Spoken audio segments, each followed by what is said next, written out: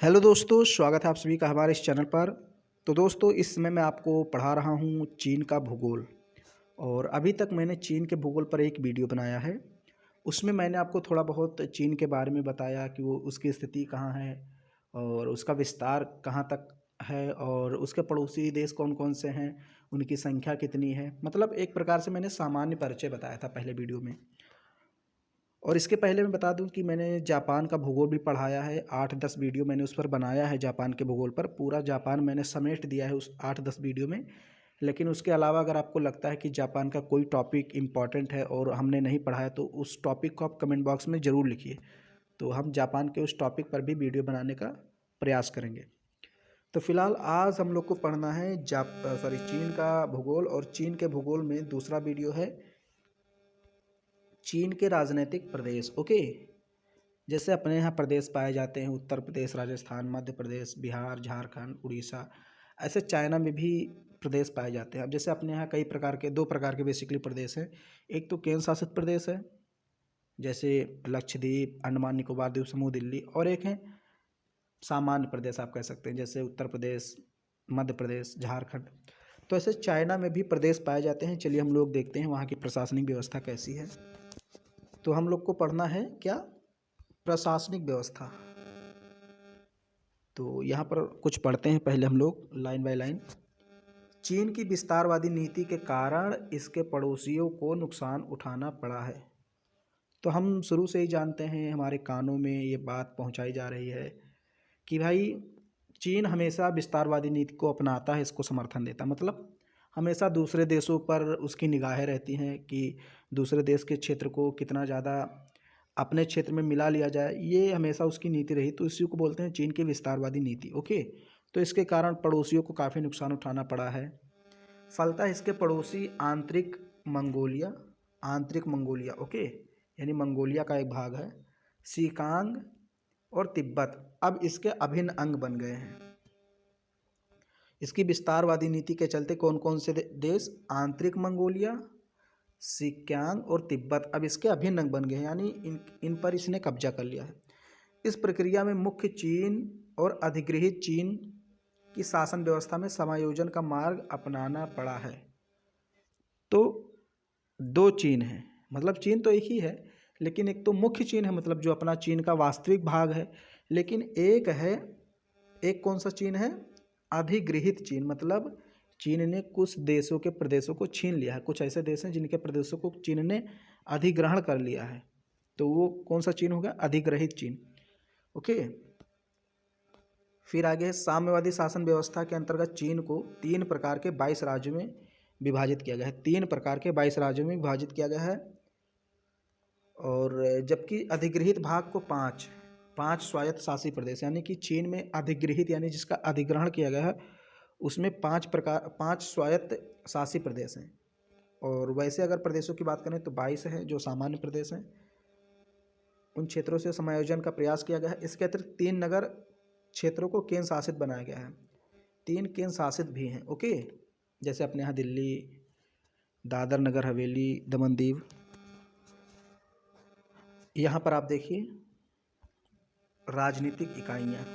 तो चीन में बेसिकली 3 प्रकार के प्रदेश हैं। ओके, कितने, 3 प्रकार के। पहला तो है सामान्य प्रदेश, जैसे अपने यहाँ उत्तर प्रदेश, राजस्थान, मध्य प्रदेश सामान्य प्रदेश है, इनकी संख्या 22 है। फिर दूसरा है स्वशासित प्रदेश, इनकी संख्या 5 है। और तीसरा है केंद्र शासित प्रदेश, जिनकी संख्या 3 है। तो चीन में कितने प्रकार के प्रदेश हैं, 3 प्रकार के प्रदेश पाए जाते हैं। ओके, पहला है सामान्य प्रदेश जिनकी संख्या 22, दूसरा स्वशासित प्रदेश जिनकी संख्या 5, और तीसरा है केंद्र शासित प्रदेश। यानी कि अगर हम कुल क्षेत्रों कुल प्रदेशों को मिला लें तो 22, 5, 27 और 3, 30, लगभग 30 प्रांत हैं, 30 प्रदेश हैं। ओके, 3 केंद्र शासित, 5 स्वशासित और 22 सामान्य प्रांत। तो ये चीन की राजनीतिक इकाइयाँ हैं। अब हम बात करते हैं सामान्य प्रदेश की। ओके, तो ये कितने हैं, 22। अब हम इनके कुछ सामान्य प्रदेशों के बारे में पढ़ेंगे और इनकी राजधानियाँ क्या हैं ये थोड़ा बहुत जान लेते हैं। हालांकि ये इम्पोर्टेंट क्वेश्चन तो नहीं है, लेकिन जब आप चाइना का भूगोल पढ़ रहे हैं तो वहाँ के कुछ प्रदेशों के नाम आप जानिए।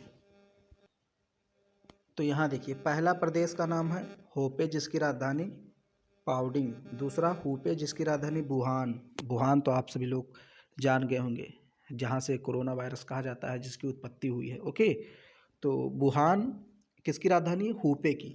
तीसरा प्रदेश है हुनान जिसकी राजधानी चांगसा। हुनान जिसकी राजधानी गाईपेंग। क्यांगसी जिसकी राजधानी नागझेन। सांटुंग जिसकी राजधानी सिनान। फ्यूकियान जिसकी राजधानी कुचाऊ। आनहवे जिसकी राजधानी होफे। ओके, लियाओनिंग जिसकी राजधानी सेनियांग। कांसू जिसकी राजधानी लानचाओ। जचवान जिसकी राजधानी झेंडू। ये सारे प्रदेश उनकी राजधानी है, जो मैंने आपको बताया सामान्य प्रदेश, यानी 22 सामान्य प्रदेश है, सामान्य प्रांत हैं, उनके राज्य के नाम और राजधानी का नाम मैं बता रहा हूँ। फिर है सेंसी जिसकी राजधानी सियान। सांसी जिसकी राजधानी ताइवान।